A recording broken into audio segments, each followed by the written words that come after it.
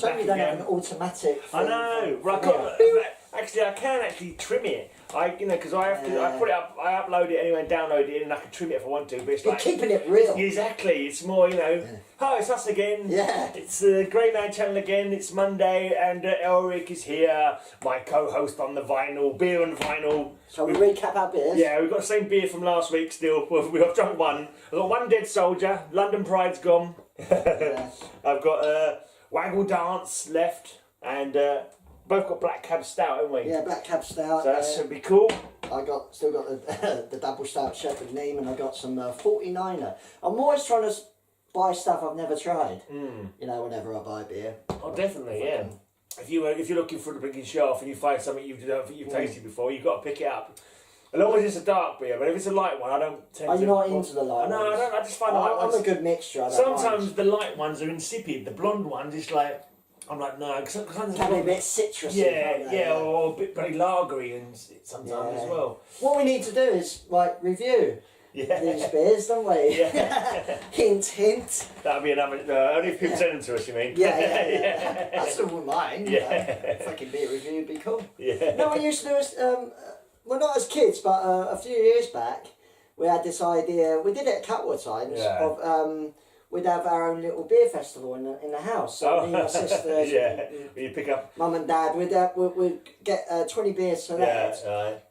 Put them in glasses. We're all tasting. Did you ever see my first fanzine? The first issue of my fanzine? Probably, yeah. When we did a cider fucking review. Oh, did you? Yeah. Yeah, we bought because that was back in the day when all the white cider and the strong ciders were fucking in the ice dragon. Yeah, the massive effect. There was before they fucking changed the law and decided it cost they couldn't do it so strong or whatever. There was a whole probably sensible. There was a wealth of strong ciders, and we bought 12 or something, and we fucking. Drunk them and tried to review them. It was still got your Ice Dragon tower? Yeah, still got my Ice Dragon tower. I like Ice Dragon. Yeah, Ice Dragon was the best of them. I enjoy it. But now I drink, if I'm not drinking...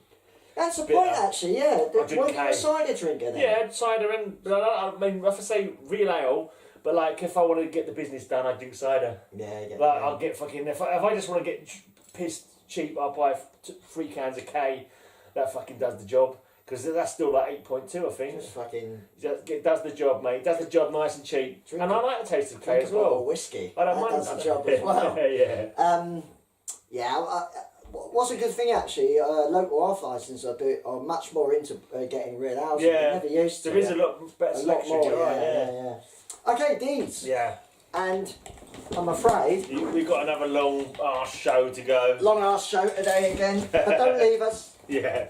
And we like my long arse. Shall I move the seas over so we can get the teas on it? Yeah. Wow. What are you talking about? This is next week. Oh yeah, Well, this is 2 weeks. They've been sitting there for a week now. This show's going out in 2 weeks. Yeah, it's a bit confusing. Yeah. Let's not freak out the listeners. Right. Confuse ourselves more like. Yeah. Right then, we start with another new wave punk band I really like, The Damned. Big shout out to Dez's missus, actually, because I was up in Telford and see my old mate Dez. Oh yeah, because he's got a new... Is he married or just a girlfriend? He is in March. Oh, right, cool. Married in March. Cool. But Julie's a big Damned fan. Right. Damned fan, that's her favourite band. So I got quite a lot of Damned, if you're tuned in. This is the Pill Sessions. They were punk, weren't they? Yeah, punk. Yeah. Well, they kind of got a bit poppy towards the end. Punk, and then they progressed into sort of more gothic pop. Yeah. And kind of went back to punk again in a way. Right.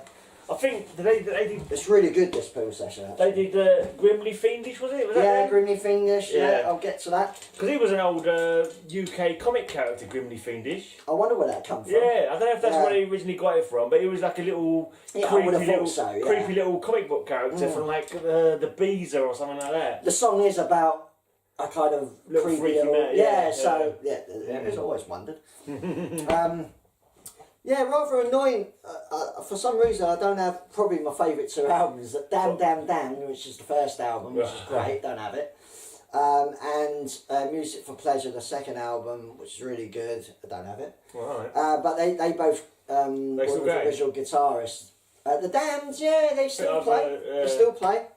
It's only really Dave Fanning, the vocalist, and Captain Sensible, the guitarists, are still in the band. Because he had a solo thing for a while, didn't he? Yeah, he had a pop and all that. They slag him off all the time. That was fun though. That was good. Yeah. That was a fun track, a fun pop track. That's where he earns all his money from. My Lisa Don't earn his money from the dance. No, of course not. Well, my girlfriend Lisa met him because she used to work at Pinnacle Records back in the day, and they worked for his single. So she went out for a pint with him at lunchtime one. He's quite nuts, really. Yeah, apparently he was quite a laugh. She said. Yeah, but I don't have the cover for this, which is a bit annoying. That looks There like it it's is. a cover as it is. That Label. That works as a cover. Well, there you go. Music Video Exchange. I was talking about that on the first show. That's the Notting Hill place. Yeah. But it's on blue vinyl.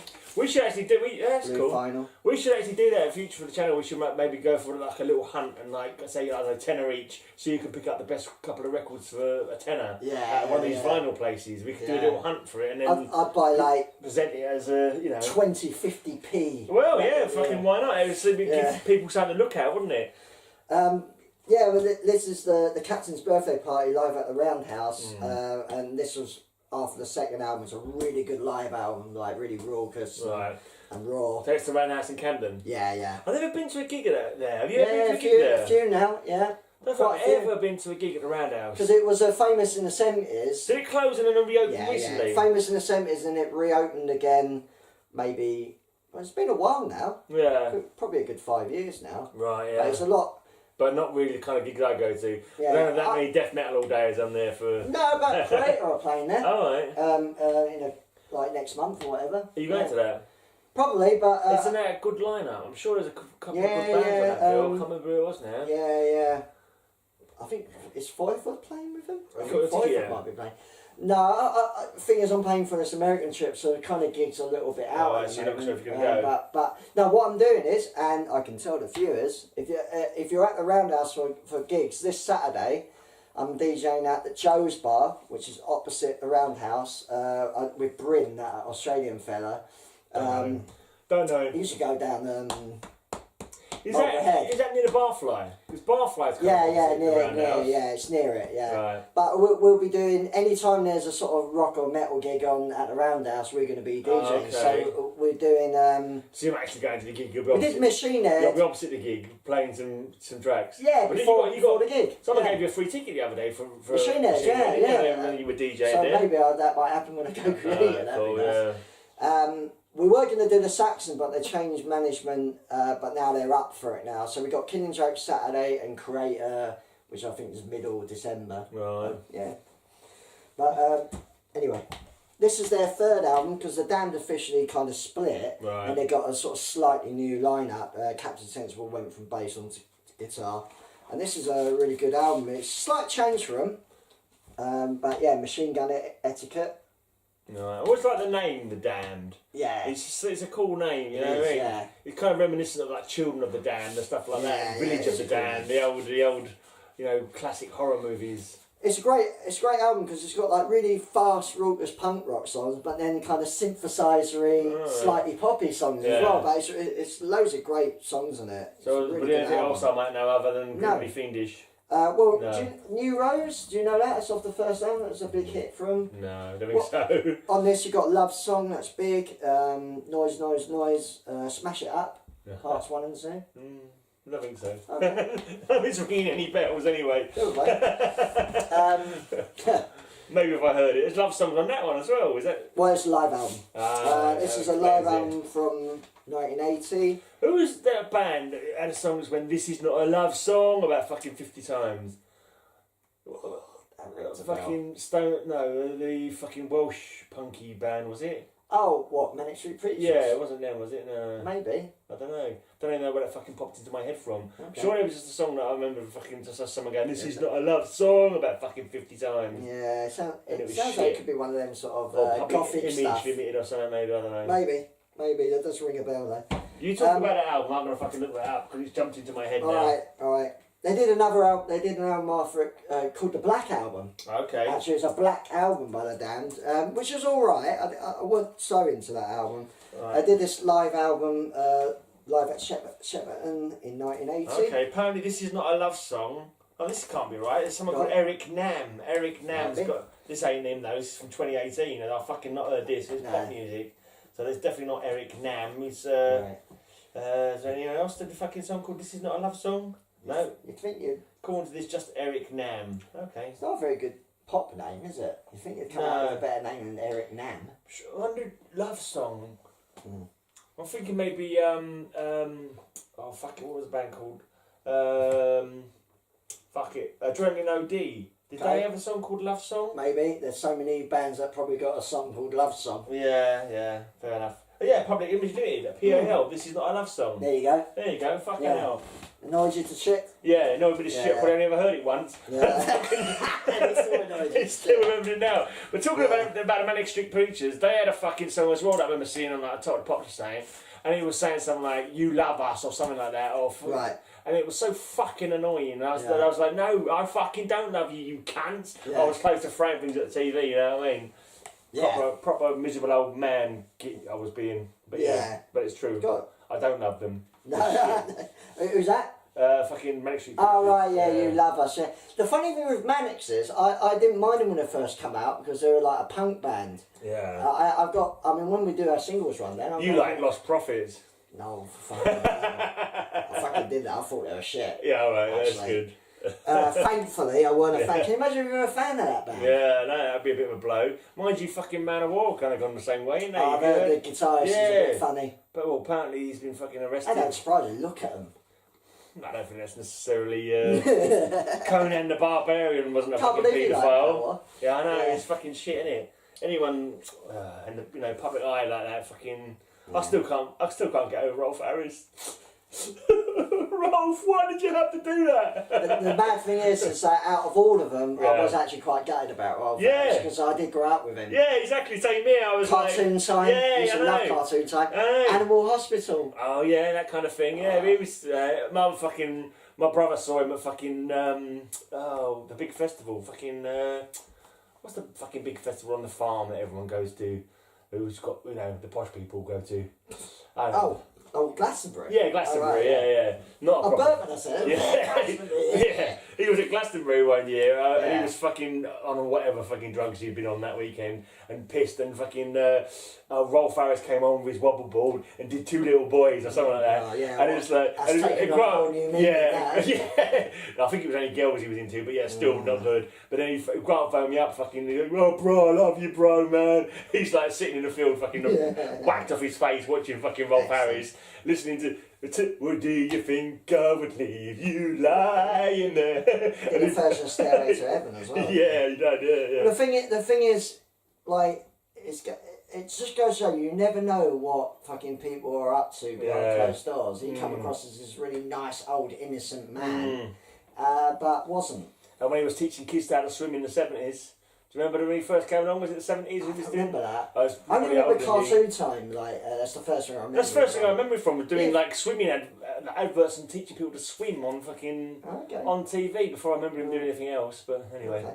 Let's stop talking about it. This was how the fuck did we get onto Rolf Harris? I don't know how that happened. But we got the Damned live at the Lyceum. Lyceum's not there anymore. Oh right. I don't think I ever went to the Lyceum. No, I didn't. It shut before us. Same as the Rainbow. There was another one that shut before we were ever going to gigs. Got going really, yeah.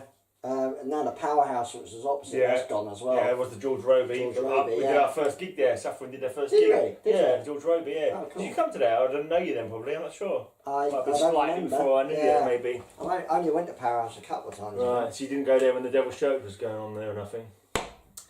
Maybe. I don't know. That might have been the times you went. Yeah. So they also did an album called Strawberries, which I don't like very much. It felt like the Damned didn't know what direction they're going almost with that album. But then they had this massive hit with Eloise. You must remember Eloise. Yeah. I think I had that on a fucking Now That's What I Call Music 1 or something like that. Oh, Eloise, I love to please her or something like that. Yeah.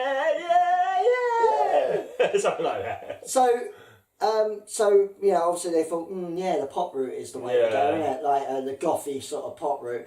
And so they brought out this album, but it's actually quite a classic and it's well loved. I actually quite like it, even though it's more poppy, gothic sounding.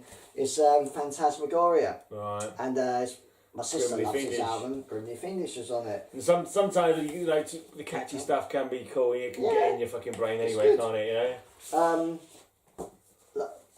Look at Goffin, look. Yeah. I like that inside sleeve. It's pretty What's the little asterisk next to Grimly Fiendish there? What does that relate to?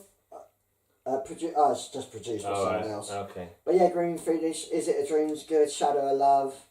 It's a pretty good album, actually. Yeah. Even though it's not punk, you know, like the punk stuff, but it still appealed to you at the time, and still does. Still does. Yeah. I don't really. Sometimes there's a certain sometimes there'll be a band who start off fucking heavy, and they'll progress or wimp out, but the second album where it's in between the heavy and the wimping out can be for the best album. Yeah, there's a few bands like that. Cemetery, their first album, something to do with Grey. No, it's not Still in the Grey Dying. That's Sinnoh. An Evil Shade of Grey. Okay. First Cemetery album. That was all right. Death metal extreme, really fucking weird guitar sound.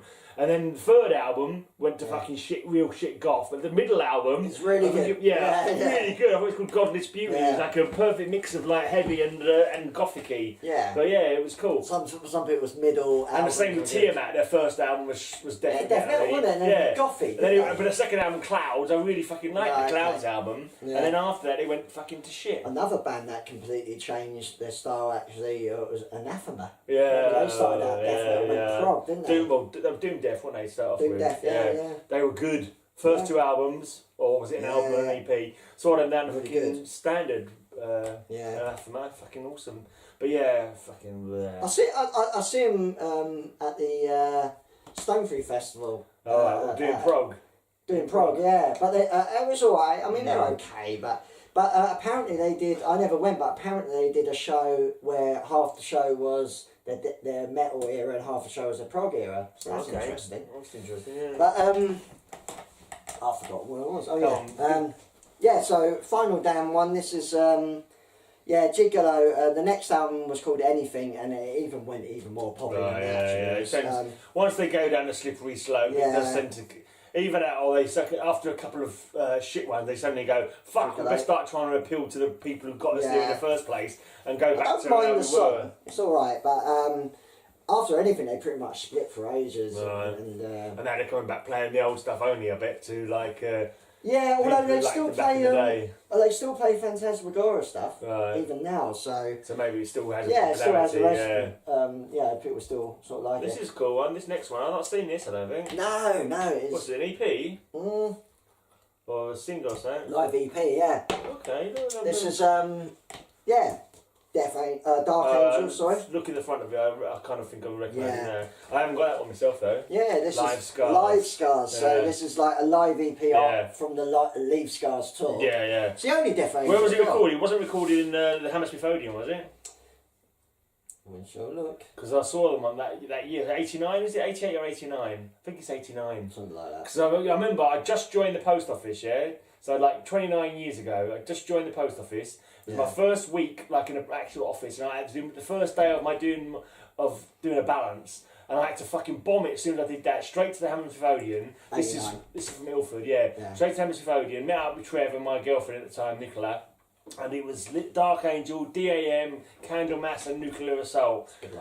Fucking awesome lineup. That's back in the day when you used to have fucking kick-ass lineups.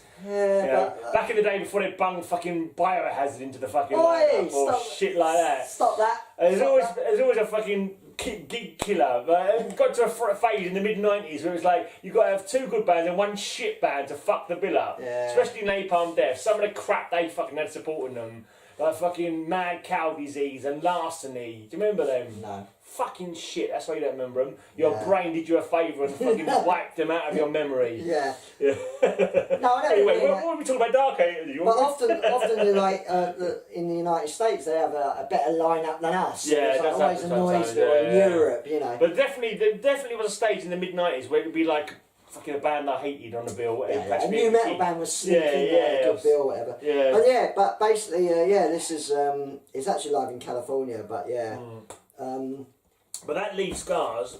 I prefer that to the one afterwards. But most people prefer the what the fuck Darkness, is it called? something darkness. No, Darkness Descends is the first thing, isn't it? But the one after. Oh, fucking hell, I can't remember. I'm not as huge a Dark Angel fan as the Gatefold really, double album one with long tracks on it. I can't remember what it's called now, but most people prefer that one. Whereas I prefer the Leave Scars one because it's much more heads down. The fucking Death of Innocence. And fucking... Oh God, what's the second album? What was you doing my head? No. But that's the only thing that put me off a little bit about Dark Angel. It's just the songs were long and technical. But, I much preferred the Leave Scars one because it was more straight down, fucking headbanging, fucking thrashing stuff. And seeing them live, have you ever seen the live video they did? Because they brought out the free support bands plus Nuclear Assault. They had the video. I think I've got both upstairs, the videos from that. Yeah. But I'm not sure who the singer was at the time for Dark Angel because they've had a few. It might have been Don Dotty or something like that. Yeah, different one. Fucking windmills that guy was doing. Like they must have played about half hour set and his fucking head was doing windmills. And back in those days, I was 19 years old. My neck couldn't fucking do that. Yeah. It certainly couldn't do it now at 49 years old. There's a couple of other guys that were great at the windmills. Tom Ara from Slayer was a great windmiller. Not nowadays. You can't. But when it comes to headbanging, I'm more of a doom dancer. I'd much rather do the Marseille Marcoli than the. I never windmill. I'm just a straight head down. Nowadays, I'm a tap my foot quite energetically kind of guy. I did used to love to mosh around and stage dive and all that, but my back can't handle that sort of shit now. Back, knees, shoulders, everything. I've been in some fucking brutal mosh pits in my time. Our and the Cannibal Corpse singer windmills. And he still does. Yeah. But then that's why his neck's fucking wider than his shoulders. Yeah, it looks like Roger Melly. You know, from Fizz, one neck. Right, this is George Corpse Grinder Fisher. Cause that's right, because I used to be before we knew about him. That was my DJ name, wasn't it? Corpse Grinder. Do you remember when I was Corpse Grinder? That was my DJ name back when I was doing the Brain Dead Club. Yeah. And I was doing the pirate radio as well. Did you nick it from that? No, I don't think so. I got it from the song Corpse Grinder by Massacre. Okay. Corpse Grinder, grind. That's the thing. Like I was saying, there's loads. See, I'm disappointed because there's loads of fucking albums and bands I've got into. Sort of when I stopped buying vinyl in the early noughties, there's loads of bands I got into. Like Massacre's an album. That's good. I fucking love that album, but I haven't. You're discovering things. Still going on. That's why it'd be nice to maybe go and pick up a few. Well, I've got fucking. Crypto Wizard, maybe. I've got to clean up that fucking room up there, and we could start having fucking just chilling and listening to some fucking vinyl. Got a few more Grave Fests. Got to do a Grave Fest. It's been a while, mate. It's been a while. Ages since the Grave Fest. Right, this is classic old punk, fucking unique sounding band. These are. This is Dead Kennedys. Holiday in Cambodia, is that them? Yeah, that's the one. I only know because Lars Rocket did a cover. You see. Jello Biafra? Yeah. Hey! You only know that because Lisa told me. yeah. Lisa likes she likes much into her punk. Lisa's my bird, by the way. Lisa's much into her punk. She's my bird. Yeah. Fresh Fruit for Rotting Festivals. She's my wench. First album. Disturbing front cover really. And this is quite rare because this is the copy without their faces blacked out. Okay. So the faces were sort of blacked out. And so quite rare. Interesting. Yeah. Well, he just took some random band from yesteryear and decided to put they're quite humorous. Put it on their as well covers. as being very political. Yeah. And it comes with an awesome. Is it a poster? Yeah, awesome poster. Collage thing. Unique sounding band because the vocalist was had a really high pitched voice. The music's not really sort of heavy. It's kind of jangly. His voice. He's got a little twang to his voice. He's like a punk fucking Bob Dylan. Yeah. He's got that kind of little. It's a good way to describe him. And he's also very political. And also the music, it kind of has a rockabilly kind of style to it. Okay. Which is quite unusual, but pretty good band. They still going? Yeah, in some sort of shape form, but Jello Biafra's not in the band. Let me put that away. You're fucking it up, mate. You're fucking it up. You're sticking it around the fucking centre bit and see, look, that's how a professional does it. He's only had one fucking beer and he's fucking. I've had two. That's why my handbag at All Nations is a lot better than yours. Do you not find that? When you're playing pool, when You have the right amount of alcohol and you're a fucking excellent pool player. But when you've not had enough or you've had too many, it's fucking... You're only thinking you're good, though. Yeah, it could be that could be it, actually. This is my favourite thing by the Killers. This is the EP In God We Trust, Incorporated, which I think come out a little after that. There we go.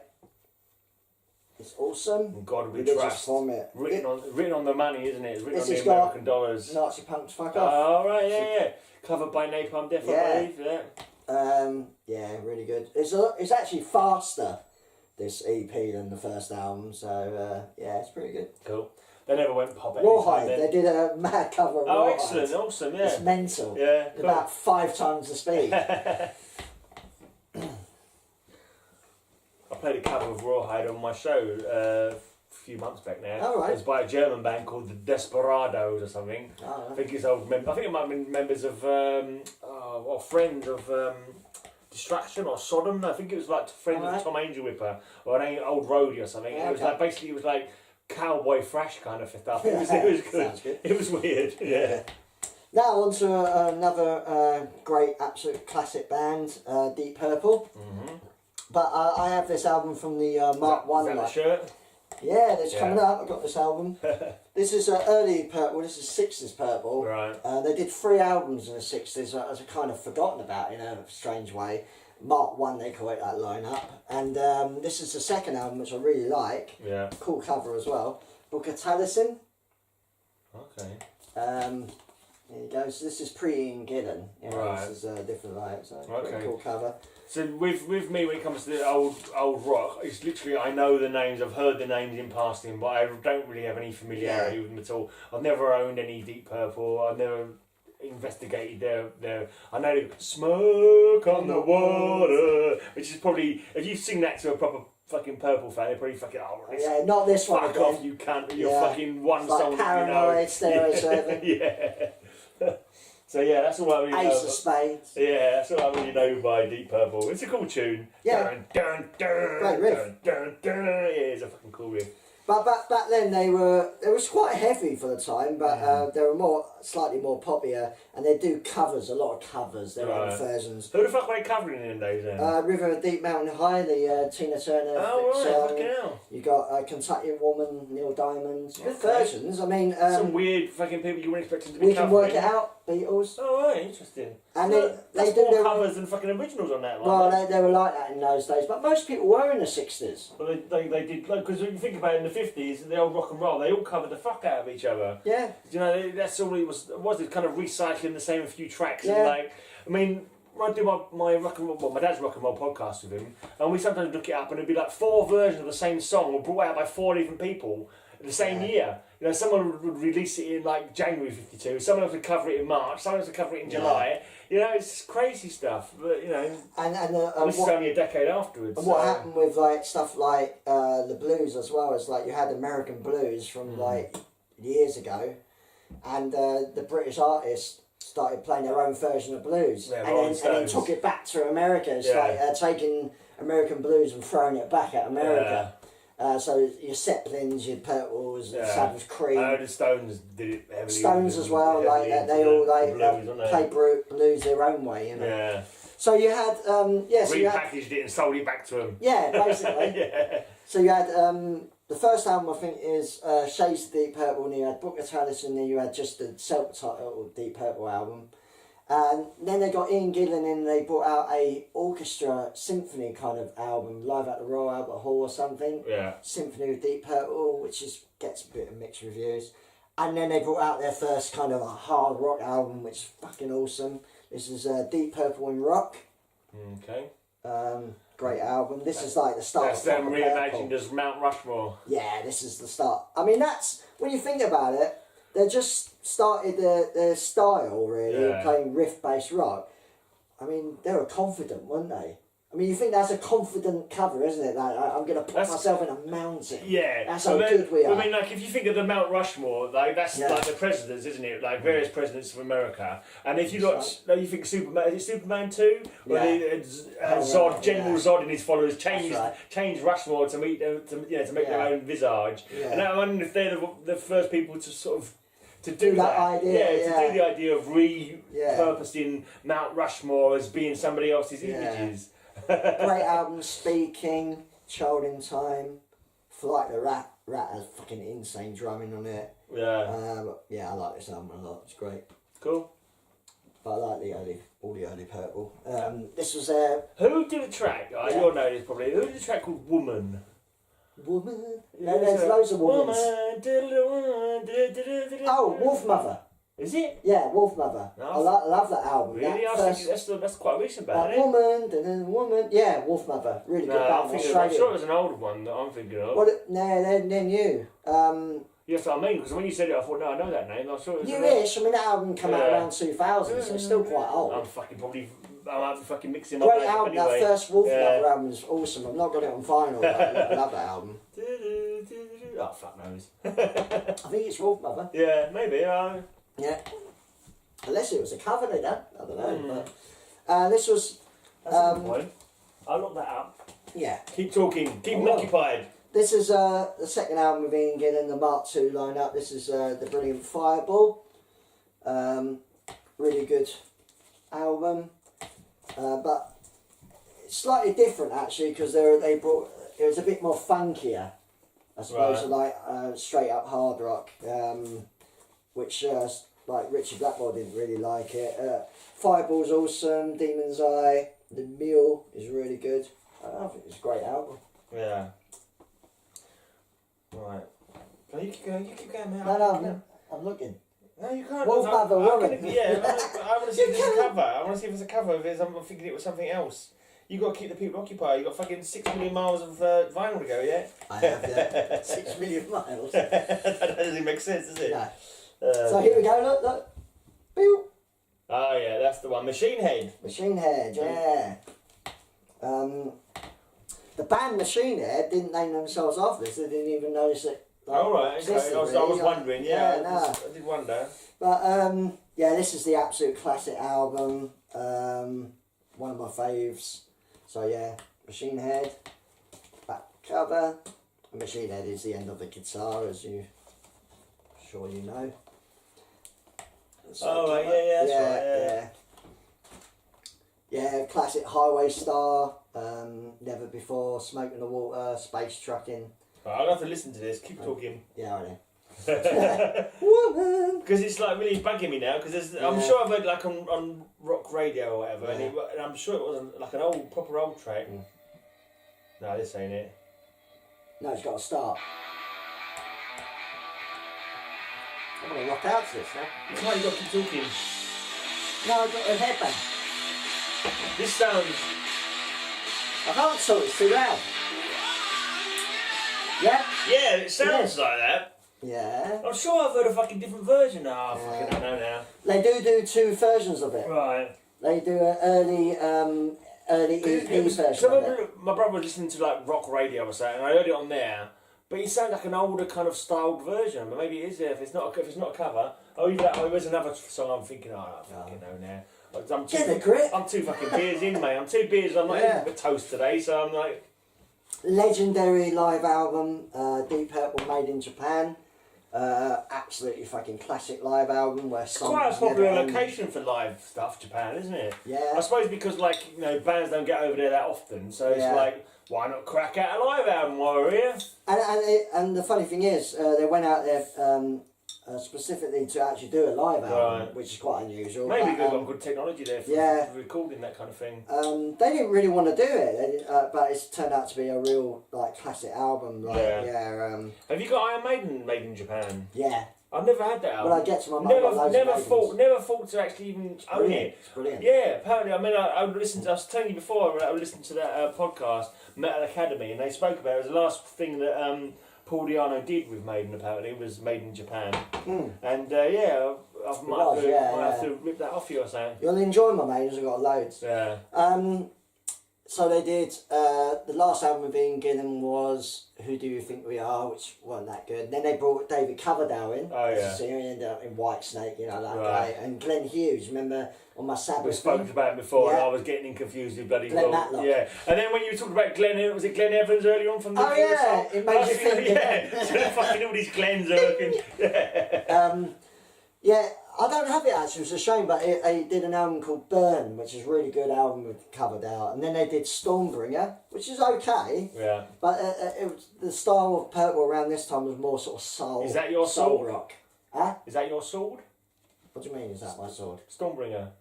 Oh yeah. It's your sword. It's Elric's sword. Yeah. Fuck me. I think yeah. it is. Stormbringer, yeah. No, it is. Yeah, Elric of Mounybone. Massive Boney. Yeah, Elric of Massive Boner. Stormbringer. The title track's really good. Lady Double Deal is good, but it ain't that good an album. Burn is a lot better. That's a fucking meaty fucking stout, I've got to say. Yeah. It's got a little kick on it when you first sup. Then they did Come Taste the Band with not even with Richard. Come Taste the Band? Yeah. Fucking hell. Shit album. It's a fucking good name though. Yeah. That wasn't even with Blackmore. He'd left and joined Rainbow. And then they split and then they come back in... Oh no, sorry, I've got the... No. I've got the Made in Europe, which is live Purple with the Coverdale Hughes lineup. Getting ahead of yourself. Getting ahead of myself there. Which is good, it's alright. There's not many tracks on there, so I'm assuming they're doing long. Oh, we've got Yeah. Mainly in Japan, they got a song that's like 20 minutes long, like space trucking. Yeah, that was the thing to do in the song, was to jam out. I mean, I quite like a drum solo. I know people say they're fucking boring, No, but I quite enjoy the drum solo. I mean, I don't know if they got engaged in that kind of shenanigans. But oh god, yeah. In Made in Japan, Ian Pace does a drum solo. Really good drummer. Yeah. Really good drummer. And inside. Stormbringer. So yeah, what I said before happened. Now happens now. And then they come back in '84 with this album, which is like a big sort of comeback album. But to be honest, I'm not that into it. This is a perfect. I've still got a price on. This is a Perfect Strangers. Most of mine have got prices on still. I think. And it's fucking annoying because you can't get them off now. They get a bit too sticky. Yeah. White Spirit. Yeah. I need some White Spirit actually because I've got a load of fucking comic bags. That Yeah. That's what we're gonna have to do. We're gonna do that. Little while in the future, we're gonna go 20 quid each, 10 quid each, something like that. We're gonna go to a record exchange and we'll fucking do some shopping, do some shepherd hunting, come back here and we'll have a fucking vinyl off. See who got the best deal out for 10 quid or something like that. You'll find it'll be better, won't it? You'll come up with some like. No, it depends. We'll both go to the same shop and then we can let the viewers decide who they think got the better deal. Yeah, that'd be fun. It's kind of 80s. It's all right. The title track's alright. I wasn't that into it really. But especially before Ian Gillan was in Sabbath and did fucking Born Again, which is awesome. Right. But yeah. What I got there. Oh yeah. Thing is, I only really like the first 3 albums by this band. The first 2 and 1. They're still going. They're fucking heard about it for still going, and they're headlining Download, and they're doing a stereo album all the way through. But I like the first 3 albums. They started off more like a new wave of British heavy metal band, but then they come out with Pyromania, which was the first sort of poppy sound now. But I just love the album. Right. I don't know why. It's just like it still retains a bit of heavy rock. Yeah. And it's just really good. I only know the massive pop album when he fucking exploded. It was late 80s that one when he exploded. 87. This is 83. That was kind of like early on with me getting into metal anyway. So I did pick that one up. But I ended up giving it to my little brother, who was like not a fucking metalhead at all, but he liked Def Leppard and Guns N' Roses. I love this Rock to Your Drop, Falling, Photograph, Stage Fright, Rock of Ages. Really, really good album. Yeah. The problem was when they went on to the next album, Hysteria, which was the album that made them massive. Yeah. It's too fucking Americanized, too glammy. Yeah. It's not bad. It's alright, but it's just like Rocky Pop though, isn't it? Yeah. It's like Rocky Pop. Pour some sugar on me in the name of love. I fucking hate that song. I like Animal and stuff like that. I need Animal, Animal. And and I want, and I need, and I love, Animal. He loves it. No, I don't love it. I let my little brother. That's a cross between he loves it and he's had a few beers. Yeah, that's more that he's had a few beers actually. Yeah. No, I don't mind it. I don't mind Hysteria, but that album's a lot better. I lost the covers for this, but I just picked this up. It's weird. Have you ever heard Leeds? They're called Devoid, death metal band. Devoid? No, I don't think I've got them. Yeah. I have no information whatsoever about this band. And I don't even remember how I picked it up. Devoid? Yeah, Devoid. Blackened Empire, Okay. the album seems to be called. Yeah. Where did you get that from then? In a Wood Street, I think it was. I'm sure it was Wood Street. Shops. Yeah. And it came with that cover. It came with a different cover that wasn't Devoid. You say death metal? Yeah. There's a brutal death metal. Could be. Let's go for the English Devoid. Yeah, I think they're English. Let's go for the UK Devoid. Yeah, same that's logo. Death metal band from Liverpool, Okay. formed in '87. What is that? Blackened Empire. Blackened Empire. It's their only full length from 1991. This is what the cover would have looked like if you'd got one with your album. Now you know. Now you know. Yeah. It's not too bad. Devoid.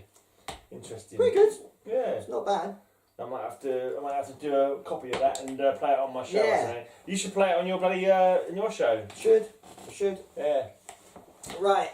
By the way, if there's any underground bands out there want their shit played on either of our shows, just fucking send us an MP3 and we'll play it for you. Yeah, I'm always saying like send me some shit on my email or like because I get a lot of stuff sent by record labels, but it's a lot cooler and a lot better if actual bands send me. Well, that's what I do. That. I get loads of promos. I get shitloads of promos. But if a band contacts me direct, personally, I play it that week. I always play it straight away because it's like because I'm fucking all about supporting the underground. I also play a lot of songs as well. Yeah. I play like a lot of your songs, but yeah.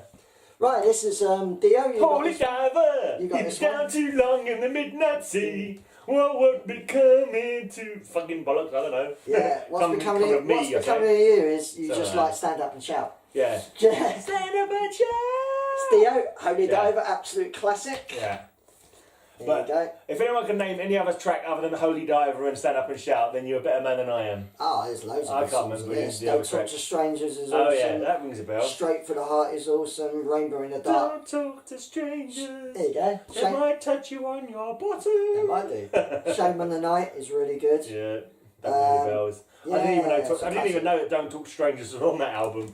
That's how much I played it. It was cool actually. A few years back, Dio played Astoria and played this album all the way through, which I thought was nice. I can't even remember if I've ever saw Dio live. Yeah, I can't remember if I even several times, mate. Yeah, I probably didn't. I don't think Seeing, Sabbath, Dio on his own, and Heaven and Hell. I was thinking the other day. I'm pretty sure I only ever saw Dio Black Sabbath once. That reunion thing they did at the and also I was thinking the other day. Even Motorhead, a band that I fucking, I never actually bought that many albums up, but like when I first got into metal, got a lot of Motorhead I fucking loved. Yeah. Like, but then I moved on to heavier ones. So I saw them in '89, I think it was. Wow. It's either '88 or '89. Yeah. Yeah, when it was Head of David, it was shit. I think like you liked them, David, and Death Angel on the Frolic for the Park album, that was cool. Yeah. And the next time I saw them was at fucking, in, 2012 or something, I don't know. Yeah. When they played at Bloodstock. Well, I was meant to see Motorhead. Remember I was talking about Sabbath when I was meant to see him and they cancelled. Happened with Motorhead. I was meant to see Motorhead at the Island in Ilford, if you remember that place. The Island? Island. Yeah, I think so, yeah. And they cancelled last minute. Okay. And never mind. What year was that? 1990. Okay. Yeah. I don't remember there being much of a stage. I don't know if I think it was the right. No, I think it was the Palace. Was there a Palace in Ilford? Ilford Palace, was it? Was it like a rock? LA. Yeah, possibly. Yeah. This is the second album by Dio. This is Last in Line. Really good album. The first three Dios are the classic ones, really. So, and it's the same lineup as well. Yeah, you were going on about you only like Shout because it's fast. Yeah. Well, it's fast. We Rock's fast. Okay, I've not even heard it. Yeah, We Rock's well I've not fast. heard it. I Speed at Night is fast. Okay. But the first three albums have a similar sort of style, really, because it's the same. But when I've always say this, it's like every metalhead has a different journey. You know what I mean? Yeah. No, I don't think you'll ever find two metalheads who have exactly the same tastes. Of course not. Unless they're fucking twins who fucking live with each other every single second of the day. I just don't think it would happen. There's always. Yeah. That's right. Yeah. Because there's so many bands for you to discover. You know. That's it. Last in Line, the 12-inch single. And the Castle Donington Shout 83. Oh yeah, cool. Back cover. That Monsters of Rock in '83, was it? Yeah, Monsters of Rock 83, yeah. This is their third album, which I like actually. Some people are a bit funny with it, but I think the first three are classics, really. Sacred Heart. very cool album. It's got Rock and Roll Children on it, Sacred Art. I couldn't even name that album other than Holy Diver, to be honest. Slightly more popular than the other two. There you go. Inside cover. But I like it. It's good.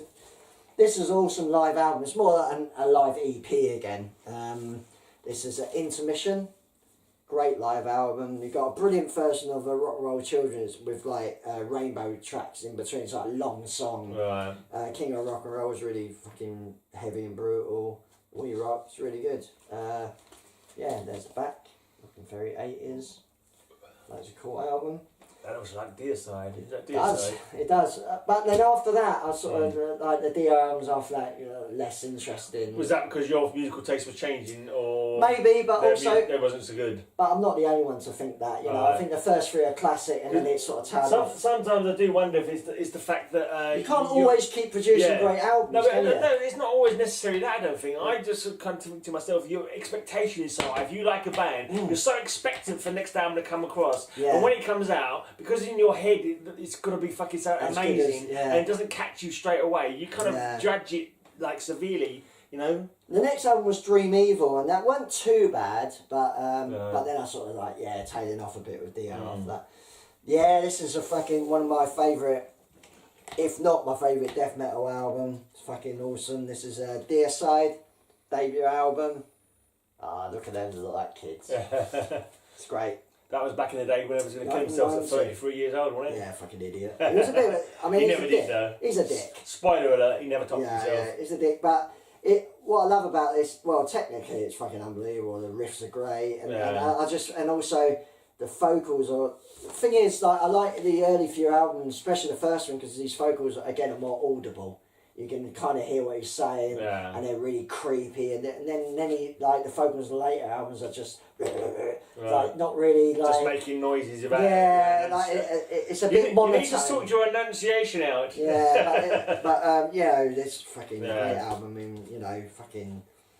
I mean, there are some singers, sacrificial suicide. Some singers are so heavy you can't understand it. But when you read the lyrics, you think, "Oh fuck me, they are actually singing." Yeah, they are If saying you read the lyrics, you can actually hear it. But then there's other ones that I just think, "Fucking, I'll make a noise and pretend that that's the word." That's why I'm not really into that sort of gore-grinding, pig squinting stuff so much. Yeah, because it's like, I don't mind. I just fucking. And the music's all when it gets so heavy as that, I just think of the vocalist as another instrument. Well, they're not actually vocalising any particular words. They're just making breeze and fucking pig noises and fucking dolphins, whatever the hell they're doing. That's what I say to anyone who listens to death metal and think, the vocals, just think of it as another instrument. Yeah, just another extra fucking bit of brutality on top of all the other brutality. Exactly. The weird thing is, I never bothered buying any more Deicide on vinyl. I was thinking about my own. I think I've only got one Deicide. I like the first three. You know, Legion's good, and Once Upon a Cross is a pretty good album. I'm not even sure what I've got on vinyl from Deicide. I think I've got that one on CD. The first one, and then I just get my dog. Get my dog. Oh, great song. And then I just went and bought this one. Like, this was the last album with the original sort of guitarist. Okay. Which it's all right. Scars with a Crucifix. Okay. In the early noughties. Purchase. Well, in the early noughties, you know, the Wretched Spawn, Cannibal Corpse. I just went on a little bit of a final spree around that time. It's almost like I want to get back to. Was you reliving your youth? Yeah. Reliving my youth. It lasted from them few finals. But that's what I'm talking about. It's kind of all right, but the vocals are a bit.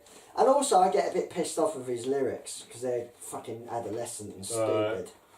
Yeah, we all don't like religion, but you have to keep writing album and album after, like. Yeah, that's kind of his thing. That's kind of what he's. That's the whole thing. But the lyrics aren't smart though. No, I mean, I don't mind it on the first album. Yeah. Like, if you're gonna. I can't say I fucking. But it's all like. Lyrics, it's all kind of like kill your God, fuck Jesus, as opposed to like being properly critical about it. Yeah. But hey, you know. Yeah, so it's kind of. It's kind of like it's kind of anti-religion by fucking ABC, kind of like by numbers, you know. It's like infantile. Why not start singing about reason critique? You know, the child abuses or like, you know, this sort of stuff, something a little bit more substantial. But I mean, as long as people are enjoying the hatred and the heaviness, then necessarily all got to be fucking poetical alters, have they, when it comes to writing lyrics? They can't all be Martin Walkia. Yeah. We've got to stop talking about heavy music now because the next albums are unbelievable. You're going to you won't believe I even own these albums. Oh, is it Dire Straits? It is! It's Dire Straits, you motherfuckers! I'm going to sit here and do a fucking guitar solo. Yeah, it's great guitars. The thing is, again, Just a love-struck Romeo on the streets of See, he loves it. This is the stuff you probably listened before you got into metal. My brother loved Dire Straits. But the thing is, again, these are childhood albums. The Alchemy album was a massive childhood album for us. So I went back and bought the albums. They're probably for like £1 or something. That's probably they fucking disappeared off the map, didn't they? In the 80s, or was it early 90s? Yeah, late 80s, early 90s. Just disappeared. Yeah. They were fucking huge. Yeah, they were. They got huge, and then they just decided to stop bothering or something.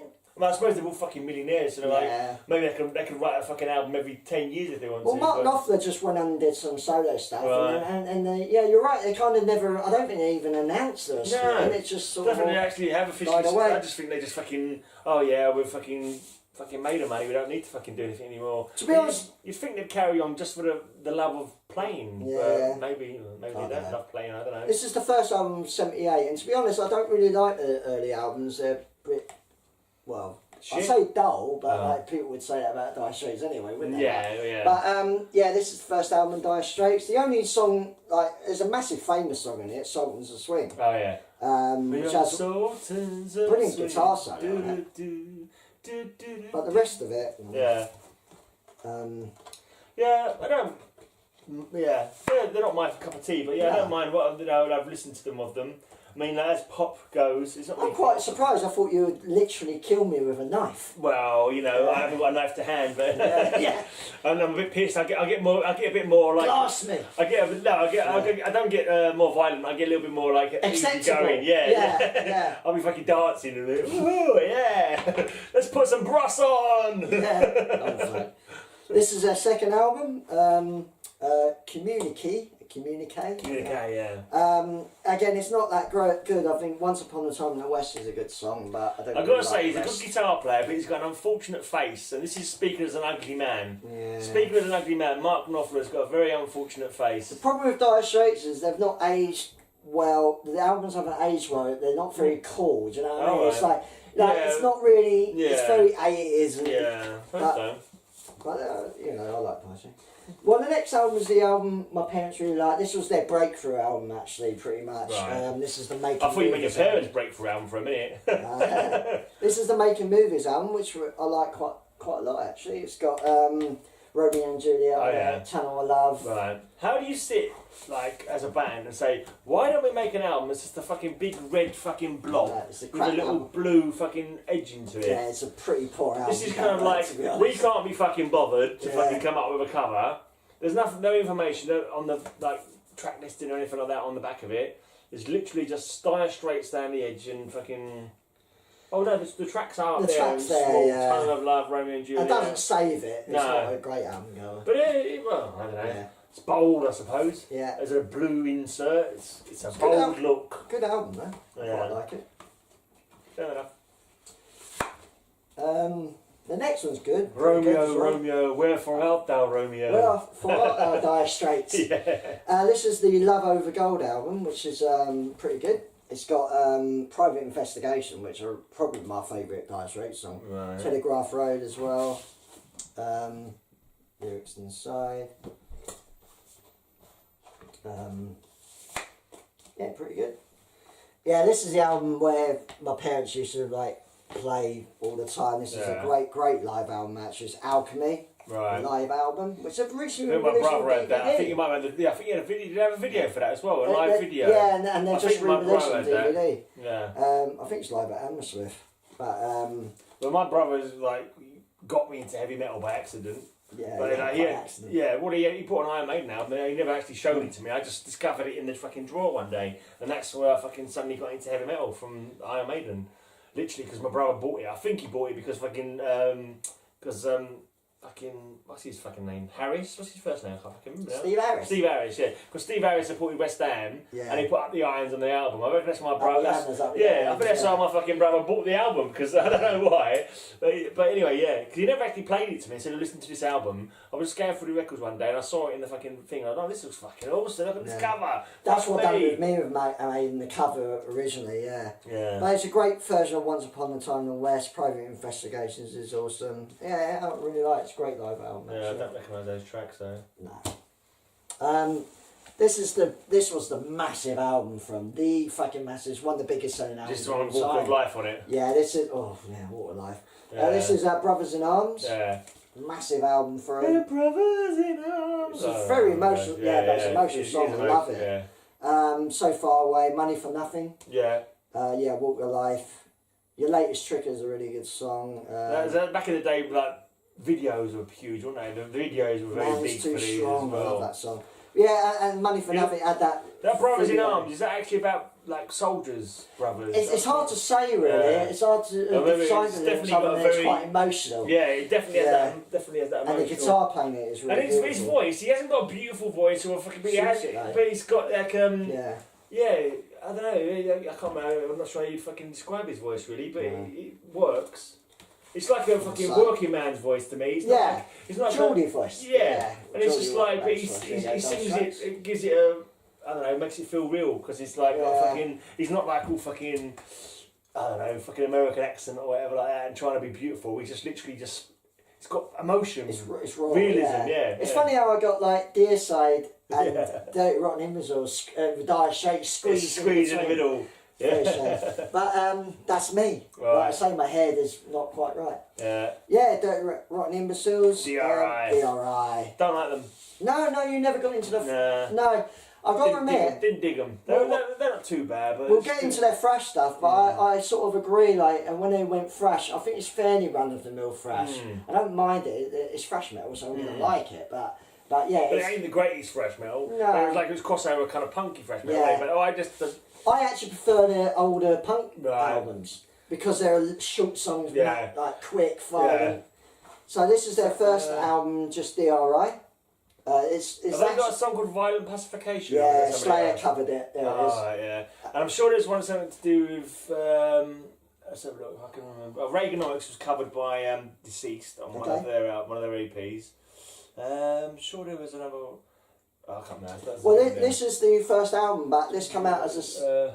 This came out as a 7-inch vinyl originally, Dirty Rotten. Well, all them tracks were on a 7-inch? Yeah. 45 seconds long. Except for, I think, Violent Pacification, because I think that might have been a single or something, but, Slayer did it. Manifest Destiny. Okay. Have they got something called Manifest Destiny anywhere? Manifest Destiny. Maybe in the next album. Maybe, because the first couple are punky. Yeah. Not on that one.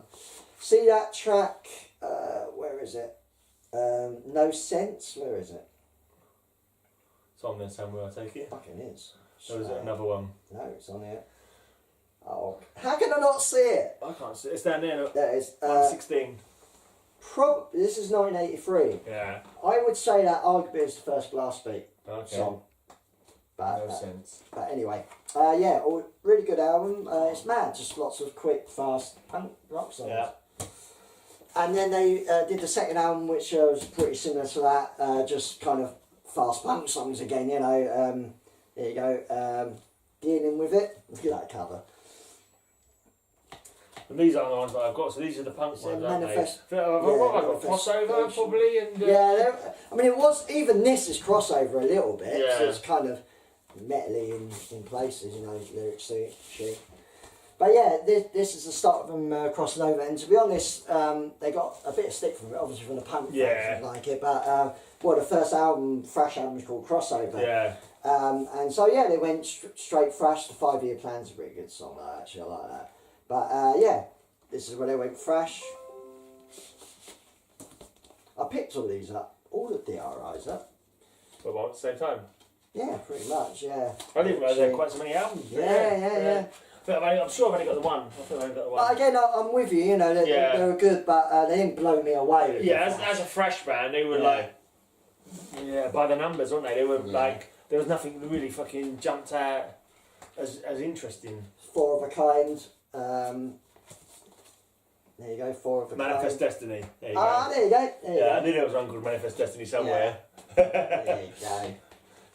Sometimes the old brain remembers Yeah. things. Um, I think that might have been on a compilation, like Speed Kill or something like that. Possibly, yeah. This one was, I think this was the last one before they kind of split, although they're still sort of going. They come over everything again. But they don't do any new music really. No, like they're living off, why not? Yeah, this is Fresh Zone. This If is you can get paid to travel the world and fucking, play your old songs, and why not? this was a bit of a slightly change. I think they were more straight up thrash metal, this one. But yeah, Fresh Zone. Thrash Hard. Can't argue with that title like that, can you? Thrash Hard. Fresh hard. And the album cover's pretty good.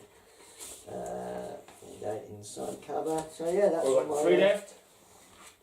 Yeah, there's only a few left. You're going to have to step it up, or I'm going to be sitting in a puddle of my own piss. Open my beer, I still haven't fucking... Yeah, you're fucking in the first one. I'm doing this, that's what it is. I might have to piss in. I might have to go off screen and piss in an empty bottle in a minute. Do you want a beer? No, I'm fine. I want to empty my bladder. I don't mind actually. Oh shit. You're frothing up, mate. You're frothing I up. have been a bit ill today, so... Oh yeah, you're going slow. Going slow, really. Insensible. Have you heard of this thrash band, Dr. No? Yeah. Yeah.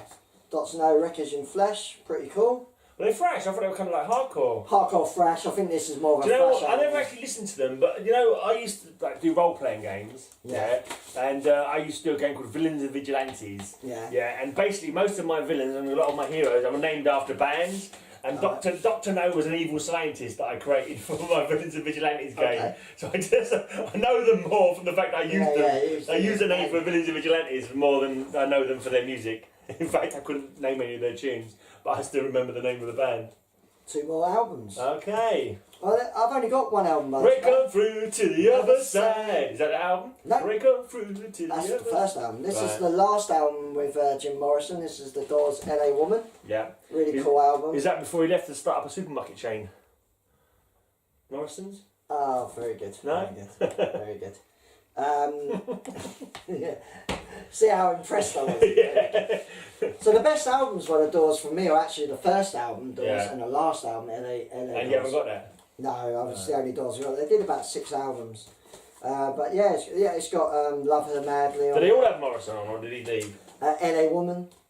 LA Woman. Yeah. Riders of the Storm. No, funny enough, people forget about them, but there is, after this album, there was 2 more about Jim Morrison. Right, Believe it or okay. not. He was the one I who kind totally of got the forgot fans in. about, Yeah. So yeah, it's really them albums, but yeah, really cool. Last one now. This is the album cover is fucking awesome. by the Okay, way. cool. You can already see how weird Yeah. it is. This is It's got shades of that Cathedral album to it. yeah. but, in style. It freaked me out, this cover, but Uh-huh. this is a childhood album. This is Donovan. Okay. This is an album called HMS Donovan, which as a family we were fucking obsessed with it as well. It's mainly Kinda sort hippie. of nursery rhymes and hippie and but Hippie nursery rhymes. yeah, what I love about it is the kind Ooh. of dark kind of album cover. Like Oh, if you yeah. look at all the faces, they're all really somber. Yeah. Everything's Is that somber. Out on the Pussycat and Out in Pussycat, they do. Out in Ah, Pussycat. right. So that's interesting. So a lot of the songs are in the thing. Wow, that's kind of weird. The Walrus and the Cotton is awesome. Yeah. So So there they're you all, go. they're all actually, well, no, not all actually one another. They're all, like Edward Lear, he did Out on the Pussycat, wasn't he? Yeah, Edward I Lear. mean, there's some But Donovan there's- songs on it as well, but most of it is like nursery rhymes, That's fucking weird. done in a Donovan slightly creepy And style. what's it called? Miles Donovan. HMS Oh, HMS Donovan. Donovan. That's fucking bizarre. There's Cool. Inside. Better out than in. Yeah, we love this album, but it also used to freak me out to shit. Yeah. The Walrus and the Weird. Carpenters is brilliant. I love that. Celia of the Seals is a really beautiful song. Yeah. Again, Dear Side, Donovan. Let's do this. Yeah, it's a bit odd, isn't it? It's very odd. You certainly have a juxtaposition of albums in Yeah. on your racks, I've got to say. So that's it. And that's it. That is Elric's D's. Yeah. Elric's D's are done. So come next week for E. E. Well, the funny thing is, I've not got a lot of E and F, so I might put them together into one show. Cool. So I don't have cool. loads. Right, now, don't forget to tune in to Elric's show. It'll be starting from 7 till 9 on Metal Devastation Radio. The link is below. Yeah. Make sure you go and check out my blog and check out all the videos that I do. Check out my podcast every Sunday. I am busting for a piss, so I'm going to say goodbye. Me too. I'm going You go first. I've been waiting for ages. See you later. See ya.